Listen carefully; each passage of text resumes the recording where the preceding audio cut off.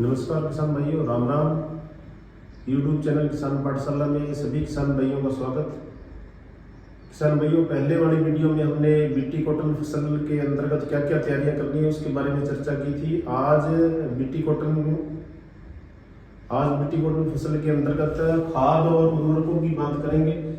किसान भाई, उर्वरक मैनेजमेंट जितना हम अच्छा कर लेते हैं संतुलित मात्रा में, यानी इंटीग्रेटेड फर्टिलाइजर मैनेजमेंट, समन्वित उर्वरक प्रबंधन को यदि हम अपनाते हैं तो निश्चित रूप से हमारी जो प्रति एकड़ प्रति हेक्टर है औसत उपज है वो हमारी बढ़ सकती है। इसलिए हमें टारगेट पहले ही निश्चित करना है। किसान भाइयों, सबसे पहले अपने बात करेंगे खाद के अंदर, तो गोबर की खाद का प्रयोग किसान भाइयों आप जरूर करें। 25 से 30 क्विंटल सड़ी गली गोबर की खाद है। जब आप पलेवा करते हैं तो उसके बाद में खेत के अंदर सिंचाई होने के बाद समान रूप से बिखेर दें। गोबर की खाद की अपने बात करें तो किसान भाई इसके अंदर 0.5% है जो नाइट्रोजन होती है, 0.25% फास्फोरस और 0.5% है जो पोटास होती है। इसके साथ साथ में किसान भाई गोबर की यदि अपने खाद का प्रयोग करते हैं तो बहुत सारे सूक्ष्म पोषक तत्व जो ऊपर अपने फोलियर स्प्रे के द्वारा देते हैं वो सभी जमीन के अंदर पर्याप्त मात्रा में जैसे ही पौधे को जरूरत होती है उसके अनुसार ही मिलते हैं। साथ में कई किसान भाई है जो कई सालों से गोबर की खाद का प्रयोग नहीं करते हैं, तो गोबर की खाद का प्रयोग न करने से किसान भाइयों मिट्टी की जल धारण क्षमता है वो भी कम हो जाती है और एक बल काम करता है मिट्टी के कणों के ऊपर, आसंजन और संसर्जन बल है वो बल भी कम हो जाता है और लम्बा लास्ट में जाकर के और जो 60 मार जाता है। इसी तरीके से बहुत सारे सूक्ष्म जीव माइक्रो ऑर्गेनिज्म है जिसके अंदर बैक्टीरिया है, एक्टिनोमाइस्टेज है, हमारे अर्थवर्म है, उन सभी के लिए कार्बनिक पदार्थ बहुत जरूरी है। इसलिए बीटी कॉटन की बुआई से पूर्व आप गोबर की खाद का प्रयोग जरूर करें। फास्फोरस की बात करें तो किसान भाई फास्फोरस का जो मुख्य काम होता है वो बीज के विकास का काम करना और पौधे को मजबूत जड़ तंत्र प्रदान करना, यानी पौधे को जो मजबूत जड़ों का आधार प्रदान करता है वो फास्फोरस प्रदान करता है। इसलिए किसान भाइयों फास्फोरस की आपूर्ति के लिए जो रिकमेंडेशन है वो 10 किलोग्राम फास्फोरस अपने को प्रयोग करना है। तो इसके लिए आप 22 किलोग्राम के आसपास है जो डीएपी का प्रयोग कर सकते हो। डीएपी के बजाय कई किसान भाई है जो आगे मई और जून के महीने में ज्यादा टेम्परेचर होने के कारण है किसान भाइयों की जो एक्सपीरियंस है वो डीएपी की जगह है एसएसपी का प्रयोग करते हैं। ये भी बहुत अच्छा काम करता है। अच्छी कंपनी का यदि आप काम में ले लेते हो एसएसपी तो इसके अंदर कैल्शियम भी मिलता है जो जड़ का मूल गोप होता है, जड़ का अग्र सिरा, इसको बढ़ाने में मदद करता है कैल्शियम है जो। इसके साथ साथ में इसके अंदर 16% फास्फोरस होता है जो जड़ के विकास में मदद करता है। इसी तरीके से तेल वाली फसल है बीटी कॉटन, तो जो कॉटन सीड है बिनोड़े उनमें तेल की मात्रा को एसएसपी बढ़ाता है क्योंकि इसमें 12% सल्फर भी होता है। तो 62.5 किलोग्राम है जो आप एसएसपी काम में ले सकते हो। और इसके साथ में किसान भाइयों आप यूरिया है वो लगभग 37.5 किलोग्राम रिकमेंडेड है प्रति बीघा में, तो आप 27 किलोग्राम यूरिया इस 62.5 किलोग्राम में मिक्स करके और अंतिम जुताई के समय है जो छिंटा लगा देते हो तो बहुत अच्छे परिणाम मिलते हैं। यदि आप डीएपी का प्रयोग कर सकते हैं तो डबल टप्पे की मशीन के साथ में आप बिजाई करें। ज्यादातर किसान है वो सुपर को पसंद करते हैं तो इससे हमें अच्छा उत्पादन मिलता है। नाइट्रोजन का जैसे मैंने बताया कि लगभग 37.5 किलोग्राम नाइट्रोजन है प्रति बीघा है जो रिकमेंड है।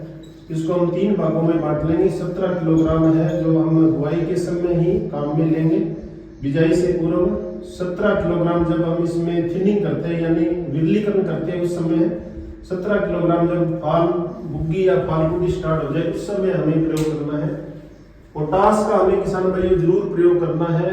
जो म्यूरेट ऑफ पोटास आता है जिसमें 60% K2 होता है वो 17 किलोग्राम प्रति बीघा यदि आप प्रयोग करते हो तो फसल के अंदर रोग प्रतिरोधक का काम करता है। साथ में आपके बोल टिंडे है उसमें तिलकी नहीं बनती है और रेशे की क्वालिटी बहुत अच्छी होती है। पत्तियों के स्टोमेटा खुलने और बंद होने की प्रक्रिया को भी पोटास है जो मदद करता है और इसके साथ साथ में तने को मजबूती प्रदान करता है। तो इस तरीके से किसान भाइयों सूखे के झटके से भी पोटास है जो बताता है। यदि एक आधी सिंचाई की हमारे खेत के अंदर कमी हो जाए तो भी यदि पोटास पर्याप्त मात्रा में डाला तो हमें बहुत ही अच्छे परिणाम मिलते हैं। नेक्स्ट है जिंक सल्फेट। किसान भाइयों 6 किलोग्राम 21% जो जिंक आता है वो आप प्रयोग ले सकते हो। 33% जिंक है तो 3.5 किलोग्राम प्रति बीघा के हिसाब से आप अंतिम जुताई से पूर्व खेत में इसको छिड़क देते हैं। तो जिंक की जमीन में आपूर्ति हो जाती है, इससे जड़ गलन में भी रोकथाम मिलती है। मैग्नीशियम की बात करें तो किसान भाइयों 10 किलोग्राम, ये कोई ज़्यादा महंगा नहीं है, लगभग 25-30 रुपए किलो के आसपास है, तो आप मैग्नीशियम का प्रयोग कर सकते हो। एग्रीकल्चर ग्रेड जो मैग्नीशियम है वो आप 10 किलोग्राम प्रति बीघा के इस्तेमाल से करते हो तो बहुत ही अच्छे परिणाम मिलते हैं।